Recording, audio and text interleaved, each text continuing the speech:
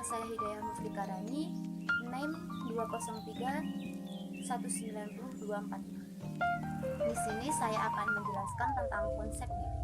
Baik, kita mulai ya untuk materi tentang psikologi konsep diri. Konsep diri merupakan berpikir mengenai dirinya sendiri.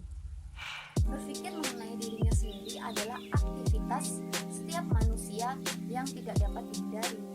Pada umumnya, secara harfiah, orang akan berpusat pada dirinya sendiri, sehingga self atau diri adalah pusat dari dunia sosial setiap seseorang.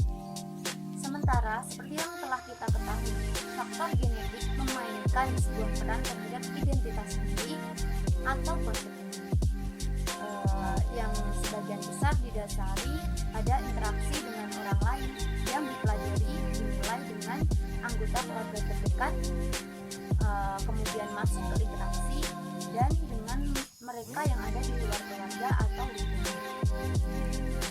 Dengan mengamati diri yang sampai pada gambaran dan penilaian diri, itulah yang dinamakan dengan konsep diri.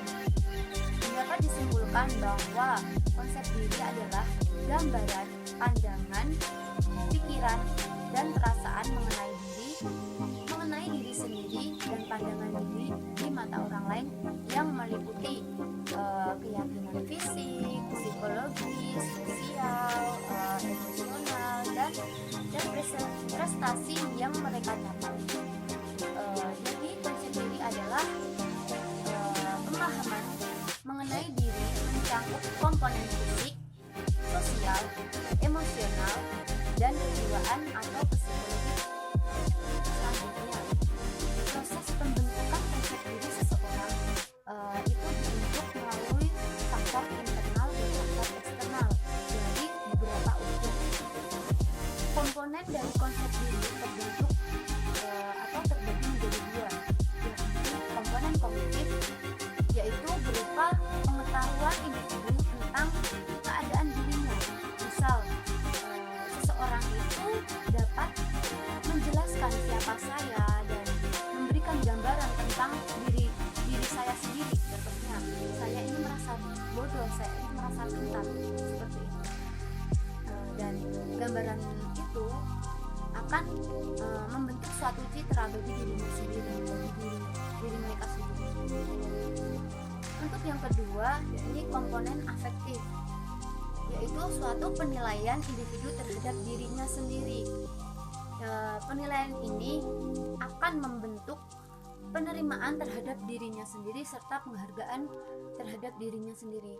Menurut saya, komponen ini sangatlah penting dalam kehidupan, karena dengan menghargai dan menerima keadaan diri kita saat ini, seseorang mungkin akan terhindar dari kata-kata insecure yang saat ini mungkin lagi gencar-gencarnya atau lagi rame-ramenya ya di sosial media. Karena jika diri kita sudah dapat menerima diri kita sendiri dan dapat dapat menghargai apapun yang sudah diberikan Tuhan kepada kita, pasti tidak akan pernah merasa insecure akan penilaian seseorang. Toh istilahnya setiap orang pasti memiliki kekurangan dan kelebihan kita masing-masing. Dalam konsep diri ini sangatlah penting sekali kita menerapkan dari komponen afektif ini, karena dengan komponen afektif ini kita dapat istilahnya meningkatkan kepedean kita, namun tidak kepedean loh ya, untuk kedepannya istilahnya lebih menghargailah apa yang sudah kita miliki, dan istilahnya lebih tepatnya kita tidak merasa down atas penilaian yang pasti seseorang itu pasti memiliki penilaian sendiri dan berbeda-beda terhadap diri kita, dan bahkan diri kita pun menilai seseorang itu pun juga pasti bakalan berbeda. Jadi konsep diri itu adalah merupakan suatu komponen kejiwaan yang dibentuk melalui faktor internal dan eksternal. Faktor internal yang berkaitan dengan sikap dan kepribadian. Kalau faktor eksternal berkaitan dengan lingkungan, pengalaman, dan pendidikan yang kita peroleh. Jadi pendidikan yang kita peroleh itu juga dapat menentukan konsep diri kita, bahwa pendidikan dan pengalaman itu akan gimana ya, akan menunjukkan bahwa kita akan istilahnya kita tetap akan memiliki kepribadian yang sangat unggul, karena dengan pendidikan dan pengalaman yang kita alami ini akan membawa kita ke pemikiran yang lebih jauh, yang lebih luas. Istilahnya seperti itu. Dan terbentuknya suatu konsep diri itu dipengaruhi oleh lingkungan, dipengaruhi oleh orang sekitar kita, dan juga pandangan setiap individu terhadap dirinya sendiri, bahkan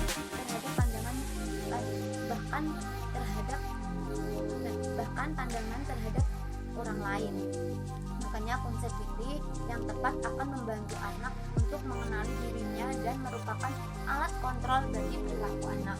Jadi konsep diri itu sangatlah penting untuk kita pelajari, selain untuk dapat menerapkan atau dapat menilai, menggambarkan diri kita sendiri, tapi kita juga dapat menilai seseorang. Tapi pastilah di dunia ini nggak mungkin penilaian seseorang satu dengan seseorang lainnya sama, pasti akan berbeda. Jadi tergantung, kadang tuh saya dengar kata-kata penilaian seseorang itu tergantung lingkungan kita. Kebanyakan seseorang itu memandang kita dari segi lingkungan kita, tapi tidak mengenal diri kita langsung, atau istilahnya menjudge seseorang itu dari luarnya, tidak keseluruhan dari dirinya sendiri. Istilahnya orang itu gampang menilai dan gampang menggambarkan seseorang, bahwa seseorang itu memiliki, contohnya jika seseorang itu memiliki lingkungan yang negatif, pasti dia akan cenderung ke negatif. Dia memang banyak yang berpikir seperti itu. Namun dibalik semua itu bukanlah suatu penilaian yang tepat untuk menilai seseorang. Lingkungan bukanlah faktor utama untuk menilai diri seseorang, tapi lebih kenallah jauh seseorang itu jika kamu ingin menilai seseorang. Kalau menurut saya seperti itu ya, karena jika kita hanya menjudge dari luarnya saja, pasti kita nggak akan pernah mendapatkan penilaian yang baik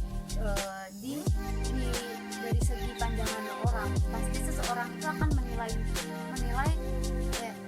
pasti seseorang itu akan lebih utama menilai orang itu dari luar, ya memang, karena kita belum tahu dan kita belum